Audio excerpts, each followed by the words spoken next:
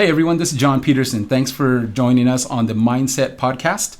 Today I want to introduce you to our sponsor, Tom Sherman with Benchmark Mortgage. This guy's amazing. He's opened up his office here for us to use as a studio. So Tom, tell us about yourself. Hey, thanks so much, John. Tom Sherman with Benchmark Mortgage. I've been in the mortgage business for 25 years, and I like to refer to myself as a financial partner.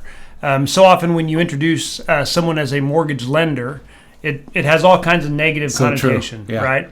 So I like to say, introduce us as your financial partner. And our goal is to help your clients be better stewards of their resources. My ultimate goal is to help people reach financial freedom. And we do that through the process of borrowing money and ultimately paying that debt off. I love it. So how can they get a hold of you? Yeah, best way to reach me is my email, tom.sherman@benchmark.us.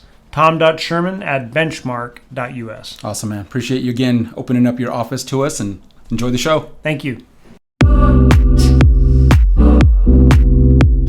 Hey, what's up, everyone? Welcome back to the podcast. Today, my special guest is LaTedran Franklin. Yes. And she's special to me because she was actually my first official recruit at Monument Realty. I just remember interviewing you, and just honestly, I just knew from the get-go she was going to be amazing. She was a rock star. And so she decided to join Monument, and she's doing well. Again, the podcast is about our mindset, right? Learning that we can speak to our thoughts when we have negative thoughts and all that kind of stuff. So that's why I wanted to interview her today. She's doing great. She's off to a great start.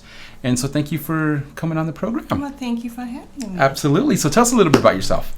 Well, my name is LaTedran. I'm a returning agent. I've been in real estate for a while, but I originally got my license in 2009. Mm-hmm. So I got my license around the time that the market was terrible. Yeah, when it tanked. So my mindset then was, okay, I get into the business. While it's tough, once it turns around, I'll be good to go. You'll be sitting pretty, yeah. Yeah, so but that didn't happen. I didn't last. Life kicks in, yeah. Life kicks that's right. in. So I decided I wanted to stay in the real estate arena. So I got into default mortgage. I did a little bit of loss mitigation and foreclosure.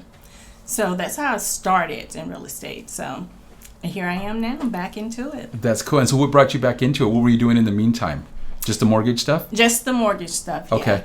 So I spent a few years doing foreclosures. So I thought, you know what? I want to get back on the other side. Yeah. I want to deal with the happy people, not the sad people that's losing right, that homes. are losing their house. Right. So I decided, now it's a great time to get back in it. So here I am. And you're so right, man. We just, being in real estate for so long, I've been doing this for a little over 30 years now.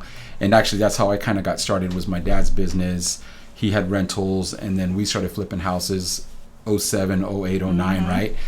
And it was like just talking to people, like just hearing their stories, right? They're losing their house, and just, I remember reaching out to some of them, and they were just pissed. And I get it, right? Yeah. I mean, they're losing their house. And so we kind of quit, approaching them, and just kind of waited for word of mouth for them to call us. Because then they were just like, hey, can you help us? Right. Right. And so I know what you're saying. Like those were not good times, man. It was terrible. That was the worst. Yeah. And you would see, I remember back then, people that don't understand the way the mortgages work. Because my friends were like, hey, well, you're buying foreclosures. There's a ton, right? I'm talking about 08, 09 now. They're like, there's a ton of foreclosures. Why aren't you buying them up? I said, well, what you guys don't understand is like, yeah, I can get a foreclosure and get a really good deal.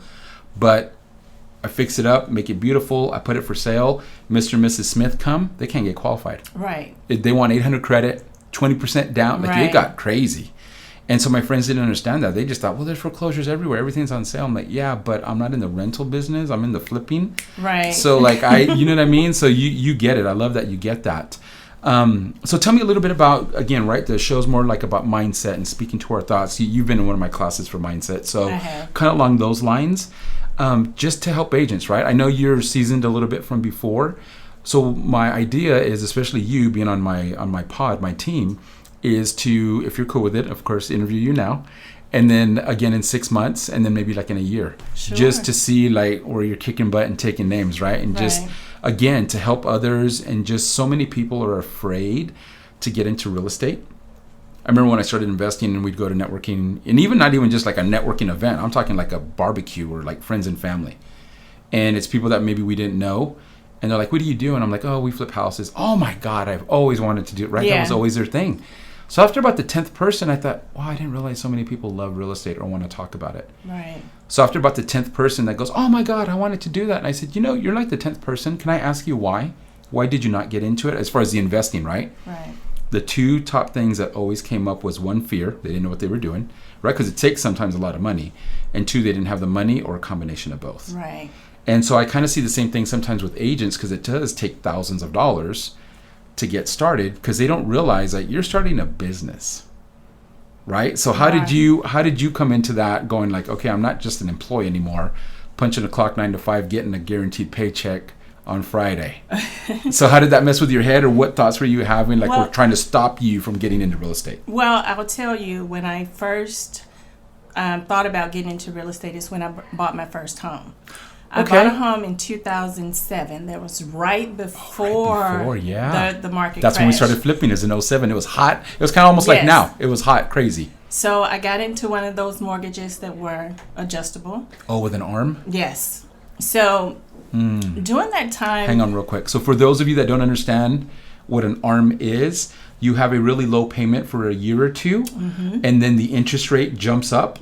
And sometimes, I heard stories, I don't know what your situation was, but I heard stories where some payments almost doubled. Yes, my payment went up $400. So I was so excited to get this mortgage. My payment was low. Right. But I wasn't educated enough about what was to come. So after the fact, I thought, you know what, if I were a realtor, I would have sat down with my buyer and let her know, this is what's going to happen. You need to be prepared for this. Yes. But I didn't get that. So after all of that, I ended up losing my home. I actually walked away because my mortgage went up $400 or $500 a month. Yes. Right. That's insane. And I couldn't refinance, which they promised you'll be able to refinance in 2 years and you'll be okay. It was either that, or they said, "Oh, by then you'll get a promotion at work. Right, You'll be making." I know, man. Those were the two big lies. Exactly. Yeah. Those were the two. Just things. so you could sign it, so they can get a paycheck. Right. It's messed up. So I ended up walking away from my home, but it stuck with me that if I were a realtor, I would have done more to help my client understand what she was getting into. Right. So actually, that's when I decided. I went and got my license, and that's cool. I mean, didn't know what I was getting into then because the market was terrible, but I still learned a lot.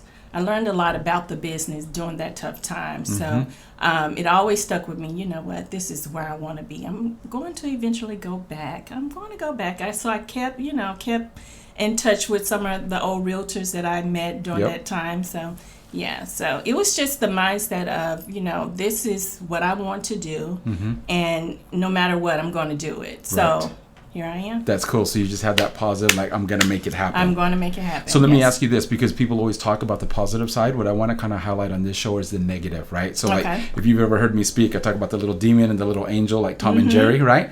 So what was the demon telling you? What kind of crazy stuff was he telling you back then when you're like, that's it? Because you know how them thoughts come. You're like, I'm going to do that, right? 1 hour, you're all positive, pumped up. And then the next, you're crying in the corner. Not exactly, but you know what I'm saying? Like, what kind of crazy thoughts were you demon was saying, you know what, you're not good enough.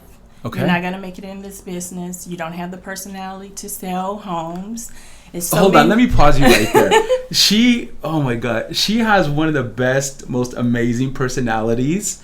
So this is why I want to do this show. This is why I want to do this podcast. She is freaking amazing. Her personality, I'm telling you, is one of the best. So to hear that's what, and again, I believe you, right? But that's just, I want to highlight how crazy that little demon thought is. Oh yeah. Oh my gosh. So I didn't mean to interrupt. Well, I did, because I wanted him to highlight that. Like, that is such a lie. Okay, go ahead. Yeah, because I consider myself introvert. So yes, I am. I'm shy. Okay, I've not seen that side. I've not seen that side of you, but I'll take your word for it. So yeah, it's like you're not a salesperson. You're not gonna make it in this business. It's too many people that's doing it, and you can't compete. So I got all of that. Yeah. Okay. So how did you overcome that? I with self-talk, I told myself, you know what, if they can do it, I can do it. And it's not one type of personality that can make it in this business. That's right. It's not a sales job. I had to changed my mindset with that. It's Yeah. not, you're not in sales. It's the relationship business. If you can build relationship, you can succeed in this business. So That's so That's true, what I do. man. And I love you sharing that, because again, that's everyone's like positive. And even when I teach on mindset, right? Some of the other guys that I teach with, sometimes they'll say stuff and everyone's like, okay, I know that's what I'm supposed to do, but how do I do it? right. Right? How do I accomplish that? How do I get that?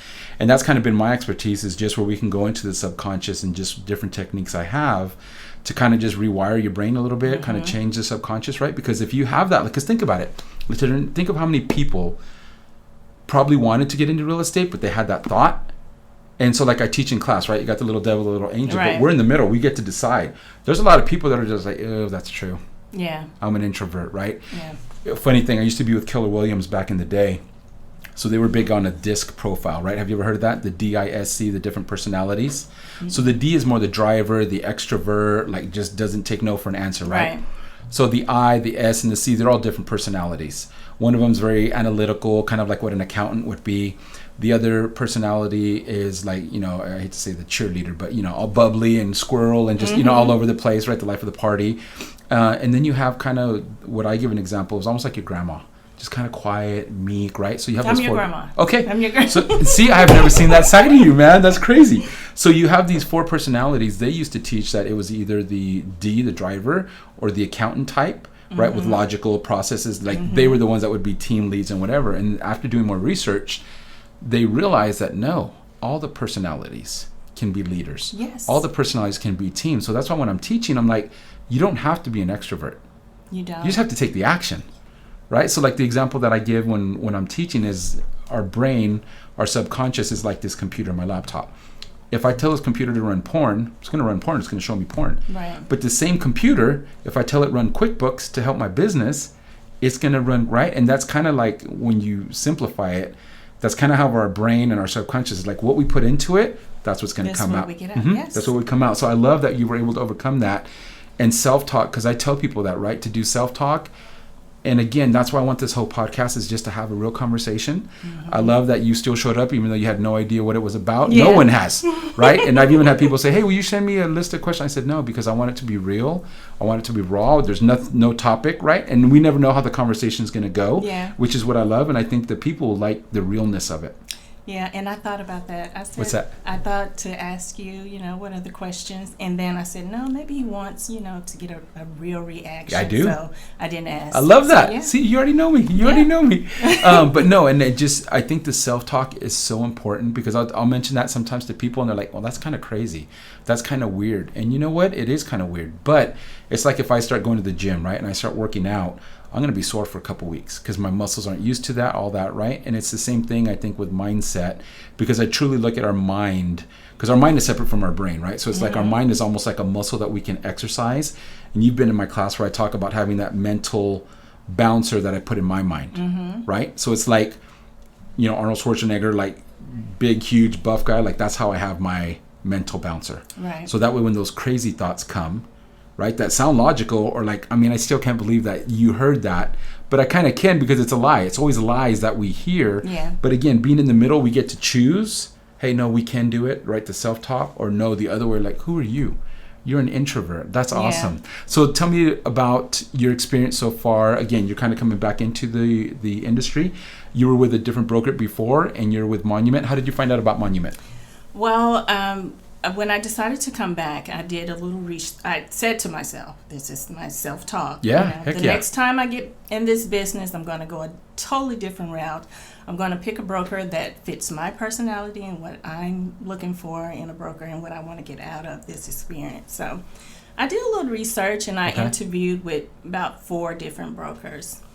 So when I interviewed with Monument, I think it was like the 3rd one, I was like, this is it. This is it. I'm going for an environment. I want mentorship. I want training. And everything that I could have thought I needed, I got it with Monument. So That's awesome. Okay, so that's how you thought and I remember interviewing you. yeah, right. And so now that was kind of extra expectation, what you wanted, now that you've been with us for a few months, what is the real deal? What have you experienced? It is, my expectations have been exceeded. That's awesome.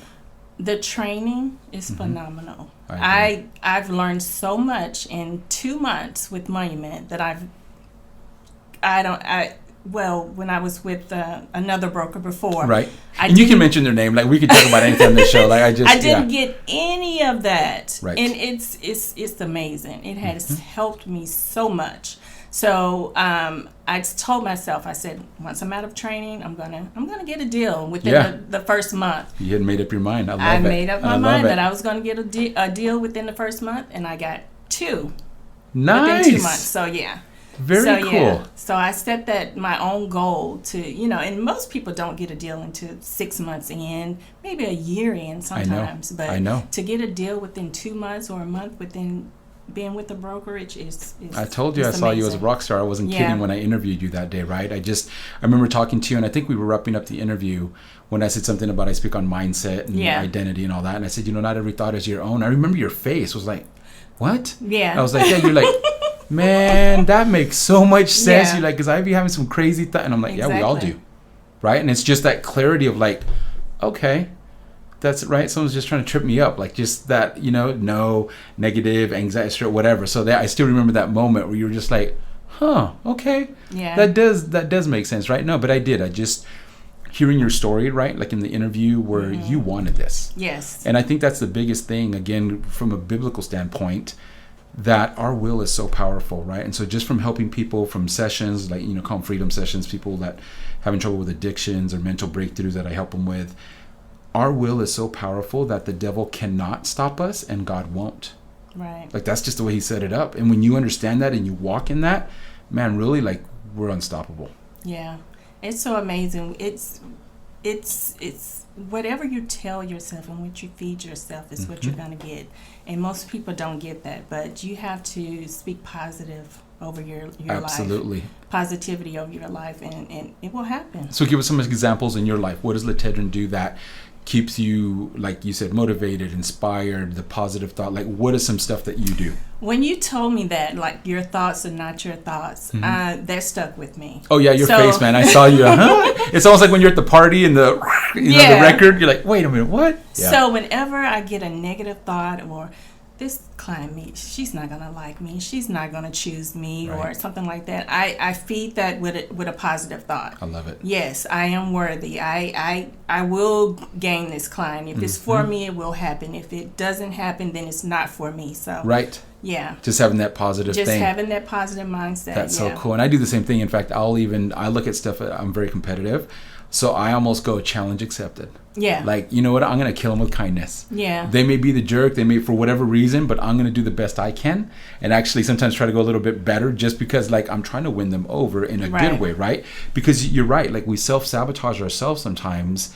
Because if you were like, she's not going to like me for whatever reason, and you start believing that. So like I told you guys in class, the quote I came up with is, what you believe dictates what you do. Yes. So if you believe that buyer or seller, whoever, right, listing is not going to like you, then you're going to be acting and doing things based on what I believe, what you believe. And it may not even be the truth as far as real truth. It's your truth, your perception, but then you're like, you won't be as nice, or you won't follow up. There's all kinds of different things. And man, it's huge. Like when you have that. And so that's when I love the self-talk, because I do the same thing. Yeah. Like I'll talk to myself in the car, and just, there's been different times. It's kind of funny, but there's been twice at a grocery store where, like, I just talk to the Lord all the time. Like the way I'm talking to you is just the way I have conversations with him, right? Some people say that's a prayer, whatever. I just talk to him. So there's been times I've been in the grocery store, like just walking, I got my little cart coming to the edge of the aisle, and I'm just talking to him in my mind, not out loud, right? But someone will come across and I almost hit them. And I'm like, oh my gosh. I was like, we're sorry. Or no, I'll say, excuse us. That's what I say, us. And because I'm by myself, and they look at me like, okay, whatever. Like, yeah, who's us? And then like I'll walk off and go, they looked at me weird. I'm like, and then I'll be like, you said us. I'm like, oh man, But you know what? At the end of the day, I feel so alive and free and have peace, man. And that's what it's all about, right? Yeah. It's just pick your lane, run in it, do you, right? Yeah. Like if you do read the Bible, it does. I don't know if you're a believer or not, but I've read the Bible, and it says, like, stay in your lane. Yeah. Right? Don't compare yourselves to others, because man, you start comparing. It's like, say you're doing great. And at Monument, we have a lot of like big successful people, right? Yeah. So let's just say you got your 2 right, like those 2 deals quick. But then if you were like start comparing yourself to someone that's like, well, they sold $2 million last month. Which is easy to do. I'm guilty. Well, y'all are, girl. But here's the thing. That thought comes, and again, that's where that mental bouncer is like, nope, we're not going to believe that. Because it's so interesting. I tell people all the time, isn't it ironic that, again, you're very positive like me. We don't wake up just going, oh my God. Like, it's all positive thoughts. No, you still have those negative thoughts, right? Majority of them are positive because we are positive people, and we've trained ourselves to do that by just the repetition. But no, I love where your head's at, man. I knew you were going to be doing good. So I'm glad to hear that the expectations of Monument were actually better than what you thought they were. Yes. Now let's talk about leads. Have you taken any of the leads that they set for us? Oh, of course. Okay. Yeah. Okay. So for So for you, those of you that don't know, Monument, one of the reasons why I joined them is because they were the official brokerage of the Dallas Cowboys, the Rangers, right? We're doing big stuff. We're about to get hooked up with Hot on Homes, the TV show. And so they're doing a lot of stuff. I do a lot of stuff social media wise, right? And so I love that aspect of it. The other reason as a recruiter, like I was talking in the episode with Ellie, they chased me for 5 months, right, to come be a recruiter for them. The reason why I finally ended up coming is I did talk to some of the agents that were already here, right? They didn't know me, but a friend of a friend knew him. So I talked to him to get the real deal. After figuring out everything that they were offering, right? And I'm talking about especially the leads that I'm about to tell you guys about, the Zillow leads and Realtor.com leads. These are VIP leads that they're buying, spending about $10 million a year now. They set the appointment for you. So they just call you and be like, hey, so tell the camera, how does it usually work when they call you when they have a lead like that? So we're like on a group chat. Okay. So once we accept the lead, they put us on a group chat with the buyer. So they introduce us through text message. So, but before we get the lead, they kind of scrub the leads to see, you know, if this buyer is serious. Are you working with somebody? Are you pre-qualified? So they do all of their work for us, and it's amazing. So once we speak with them, they're ready to go. I know what they have a home in mind that they want to go see, and we just go out to appointments. You just pick it up and just go. Pick it up and go. Which is so huge because, see, you being from another broker and kind of having a little bit of experience in real estate, you appreciate this. Oh, I love it. So what's so hard, LaTedran, is the new ones that I recruit. Because let me back up. So the reason why I came here is because if I'm presenting to a new agent, everything that Monument does, it should be a no-brainer. Right. Like, and if they don't see it, then they don't see it. Right. But it shouldn't be like I'm chasing them, like, hey, you want to join us? Like, no, it's like, man, this is what we have to offer. Like, why are you not joining us? Right. And so for me, I love hearing from you guys that are actually taking the leads and to hear that they're good stuff, because so many people, especially agents, are like, oh, I need leads. I don't have money to buy leads. I think the last meeting that I was in, they gave an average of, it boils down to like $1,200 per lead that Monument's paying. Really? That we don't have to pay anything. Now, granted, they take a bigger split, rightfully so, but to have something where they're setting an appointment, so I tell the new agents when they start complaining about it, I'm like, you guys are spoiled. Right. You don't realize. You have something to compare it to. Right. Ellie, that was here earlier, she has something to compare it to. So it's like, you know, and I hate that, honestly, some people are just, that's how they learn. They're going to have to go somewhere else. Right. And then they'll probably end up coming back. Hopefully they leave on good terms, right? But I love hearing that you're having good success with the leads. So tell us about some of the leads, maybe some really good ones that you've gotten. So one of the good ones that I've gotten, I just closed last week. That's the one I saw you? Okay, that's congrats. One of the ones that Awesome. I got. But another one I just thought about because you said something about the leads. This lady is, well, we're still looking now. But I kind of established a good rapport with her and her kids, so we are like family now. Okay. So she called me last week and said, hey, my sister is looking to buy a house, so I'm going to give her your information, and she's looking to buy in the next 6 months. I'm like, hey. So, and that's going to be one of my sphere leads. So a bigger percentage for you, right. More money. So I love it. Even if we don't find her a house right now, she was so, pleased with my service to her. She, referred me to her sister. So it could go, those leads can go a long way. And that's how this business is, man. It's about the referrals, right? About just treating them right, and just because, in my opinion, a lot of times agents are like really pushy or cheesy or what, you know what I'm saying? It's like, man, we were talking about with Kim earlier about integrity, right? And it's just like, a lot of them, all they want is that paycheck. Oh, yeah. Right? And the people see that. Yeah. Right? And then you can also tell, like, if the client, buyer, or seller is asking the agent something, you know that they don't really know what they're talking about, and they just be answering, they're just full of, you know what I mean? And it's like, I think clients have more respect with us if you're like, I don't know that, but let me check. Right. right? How can, because we don't know everything. Yeah, I mean, and I'm not afraid to say that. Well, that's what I'm saying, Yeah. right? Because your personality. Right. I've been doing this for 30-some years, and I still do that. In fact, there's agents sometimes that will ask me, and I'll go, you know what, I don't know, but call so-and-so at the title company, and they can get you the answer. Oh, okay, I just thought you would know. And they'll kind of joke, oh, we thought you knew everything. I was like, I don't know everything.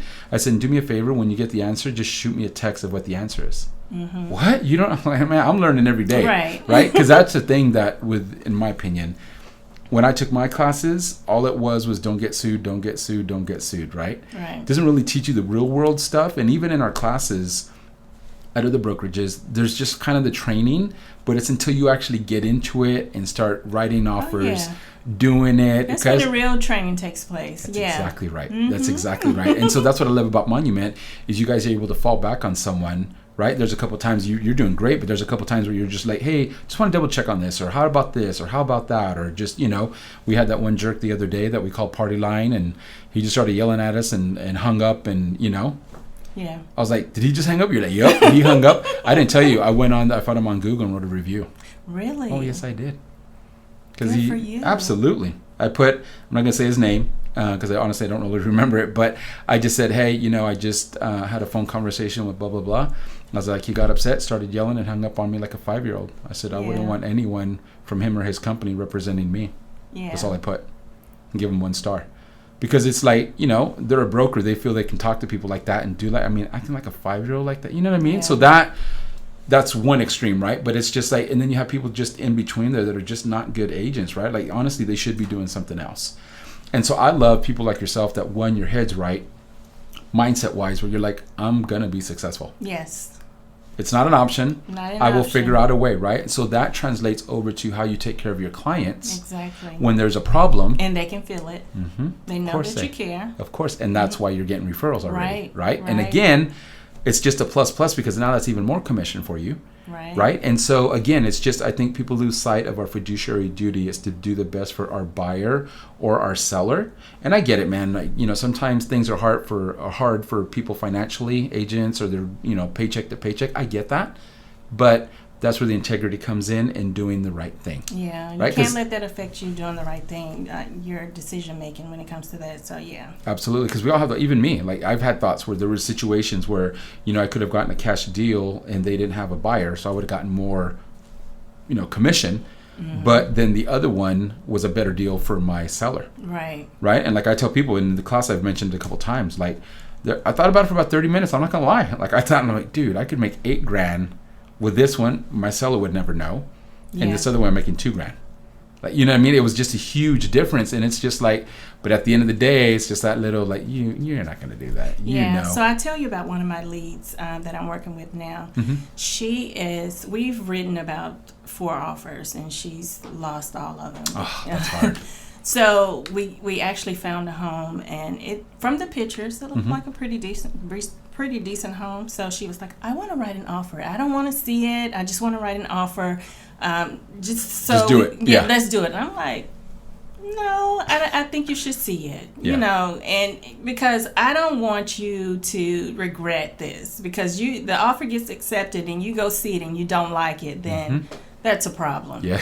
So we ended up going seeing the house, and she didn't like it. She did not like it. The pictures were misleading. So I had to take a step back and say, hey, I did the right thing. Because I could have written the offer and gotten a commission, but no. But you know what's cool about that is that, and people don't realize this, is that your credibility just went up in her eyes. Right. And she knows there's agents sometimes that'll reach out to me and they're like, man, I've written 4 or 5 deals. We're getting beat. Yeah. I'm telling the people, hey, you're only wanting to offer like list price or 5,000 over. I'm telling them, John, like, hey, they need to offer 30 over based on what's happening in the neighborhood, right? And so I've told them many times, I'm like, look, just keep doing what you're doing. You're doing the right thing.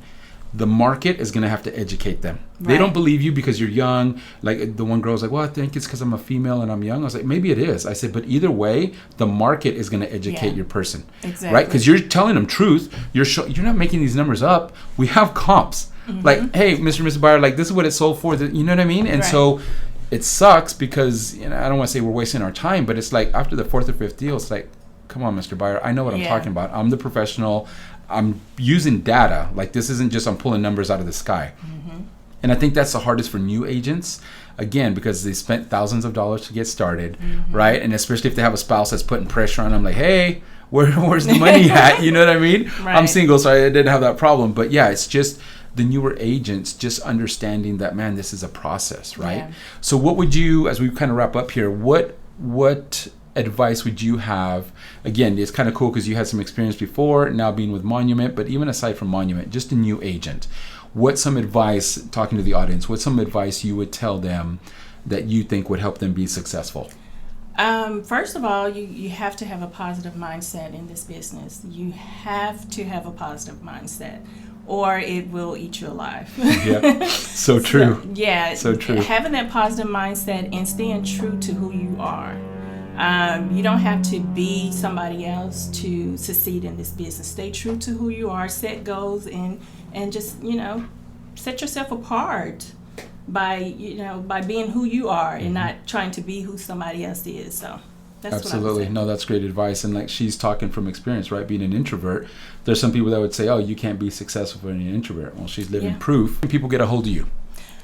Phone number, address, email, website, whatever you got. I am on social media. I'm on Instagram, LaTedran Dallas, LaTedran_Dallas_Realtor, and on Facebook, LC Franklin. Very cool. And what about you? Email, phone number, anything else you want to get out? My email is LaTedran@monumentstar.com. My telephone number 972-624-9598. Awesome. Well, thank you, ma'am. And so in closing, the last question I ask everyone is, if you were to write a book about your life, what would the title of the book be and why? It would be You Are Worthy. That would be my title. I like it. Because for so long I kind of battled with that, being worthy and being good enough. So it would be You Are Worthy. I love that. I now know that I am worthy of all things. That's awesome. All right. So Barnes & Noble's next year, be looking for I Am Worthy. Next year. That's right. Guys, thank you so much for joining us, man. I love doing the show. It's so much fun. I've really been surrounded by some good people, and I just want to present them to you guys, right? Just different angles, different topics, always around mindset, always around our thoughts. Some are going to be real estate people, some are going to be restaurant people or friends or whatever, bosses. And it's just, again, trying to help you guys just to understand that the thoughts that you're having, because so many times the negative thoughts that we're having makes you feel like you're alone and it's just you. Right? And what's funny is you start talking to people, they all kind of have the same negative thoughts, right? They all kind of come from the same place, I believe. And so as you kind of start seeing a pattern, like, hey, wait a minute, I'm not the only one thinking that. She was thinking that, he was thinking that, right? It just helps you, one, just to know that you're not alone and that it's beating you down, but two, that you can overcome them, right? By speaking to them. So again, Thanks for joining us, and we'll see you all next time. Take care.